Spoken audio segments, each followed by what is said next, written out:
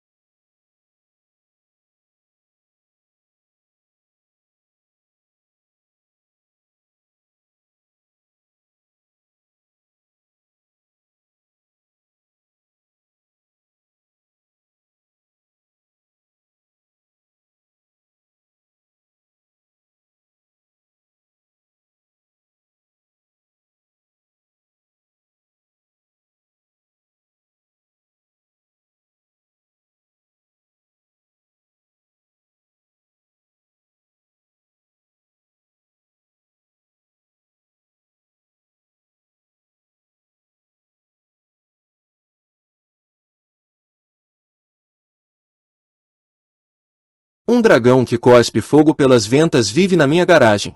Suponhamos que eu lhe faça seriamente essa afirmação. Com certeza você iria querer verificá-la, ver por si mesmo. São inumeráveis as histórias de dragões no decorrer dos séculos, mas não há evidências reais. Que oportunidade! Mostre-me, você diz. Eu o levo até a minha garagem. Você olha para dentro e vê uma escada de mão, latas de tinta vazias, um velho triciclo, mas nada de dragão. Onde está o dragão? Você pergunta. Oh, está ali, respondo, acenando vagamente. Esqueci de te dizer que é um dragão invisível. Você propõe espalhar farinha no chão da garagem para tornar visíveis as pegadas do dragão. Boa ideia, digo eu, mas esse dragão flutua no ar. Então você quer usar um sensor infravermelho para detectar o fogo invisível. Boa ideia, mas o fogo invisível é também desprovido de calor. Você quer borrifar o dragão com tinta para torná-lo visível. Boa ideia, só que é um dragão incorpóreo e a tinta não vai aderir. E assim por diante. Eu me oponho a todo teste físico que você propõe com uma explicação especial de por que não vai funcionar.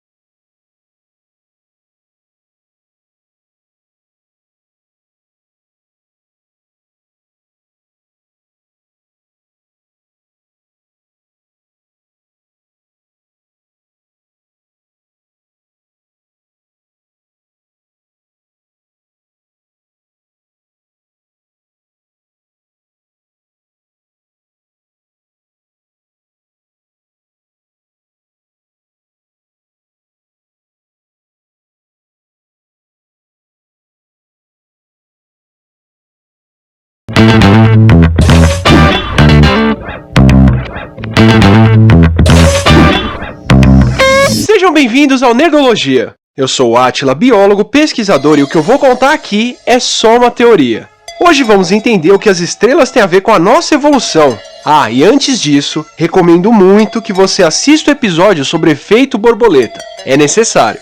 Você provavelmente já viu um monte dessas fotos astronômicas, muitas delas tiradas pelo telescópio Hubble. O que você talvez não saiba é que elas são fotos do passado, às vezes de milhares ou milhões de anos atrás. A astronomia não funciona como boa parte da física, como a física quântica, por exemplo. Se você tem uma hipótese sobre como os átomos funcionam, pode explodir alguns no LHC e testar o que pensou. É só pagar uma boa conta de energia elétrica depois. Agora, se fizer uma hipótese sobre como o universo começou, como a teoria do Big Bang, não pode juntar uma nuvem de gases e esperar que elas entrem em fusão, mas pode olhar para o passado. Isso porque as distâncias astronômicas são realmente astronômicas. Tão grandes que mesmo a luz demora para percorrer. A luz do Sol, por exemplo, leva pouco mais de 8 minutos para chegar aqui. Se aliens invadindo nosso sistema solar desenhassem um smile no Sol, levaríamos 8 minutos para descobrir o que aconteceu. E as fotos lindas de Plutão que estamos recebendo recentemente levaram mais de 4 horas para chegar aqui. E quanto mais longe olhamos no universo, mais no passado estamos vendo. Os pilares da criação, por exemplo, estão a 7.000 anos-luz de distância. Isso quer dizer que a luz de lá leva 7.000 anos para chegar aqui. Por isso, a destruição que a supernova vizinha dos pilares causou por lá há 6.000 anos atrás só poderá ser vista na Terra depois do ano 3000. Eles provavelmente já não existem mais, mas só poderemos saber disso no futuro.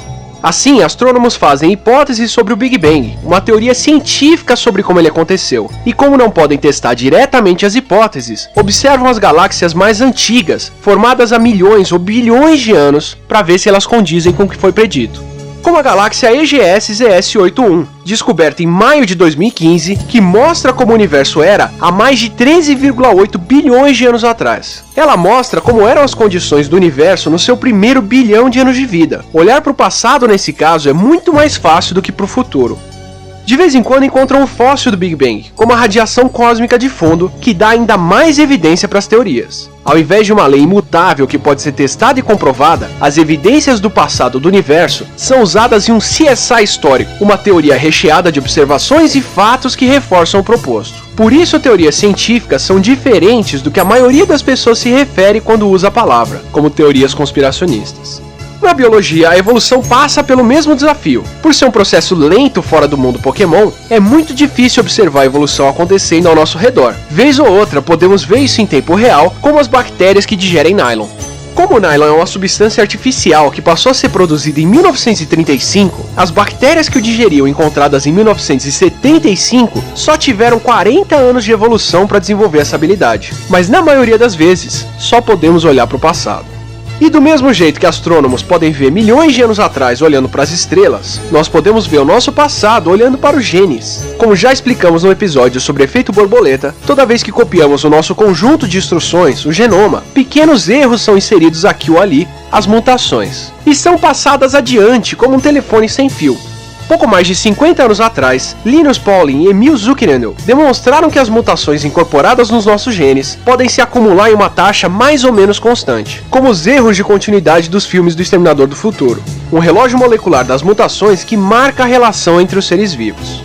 Ao comparar as mutações e diferenças entre os genes de um ser vivo e outro, podemos olhar para o passado e estimar quanto tempo aquele gene foi compartilhado, além de comparar as estimativas com fósseis encontrados. De repente, a relação entre os seres vivos que organizávamos intuitivamente, como saber que gatos e cachorros são mais próximos do que gatos e pombos, foi explicada em detalhes comparando as sequências gênicas.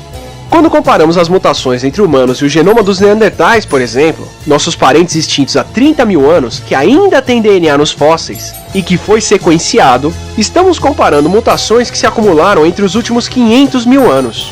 Agora, da mesma forma que uma hipótese astronômica pode ser testada olhando para as estrelas mais distantes no passado, todas as hipóteses da teoria da evolução podem ser e foram testadas comparando a relação entre os genes dos seres vivos. Passamos os últimos 50 anos aprimorando as formas de estimar o tempo e relação evolutiva através das mutações. O tempo todo, a cada novo gene encontrado, a cada mutação descoberta, testamos a validade da teoria da evolução e comprovamos como os seres vivos descendem de um único ancestral comum. Todos os seres vivos compartilham moléculas de DNA que foram passadas de geração em geração por bilhões de anos. Moléculas que foram formadas pelos átomos formados nas estrelas e supernovas que observamos, compartilhados por bilhões de anos, desde uma única explosão. Olhe para cima, olhe para dentro e você verá o nosso passado e a mesma história. O contínuo de células, a ancestralidade das formas de vida e as estrelas do universo. E isso não é só uma teoria. Não se esqueça de curtir e compartilhar o vídeo, assine o nosso canal para mais olhadas no passado e até a próxima quinta.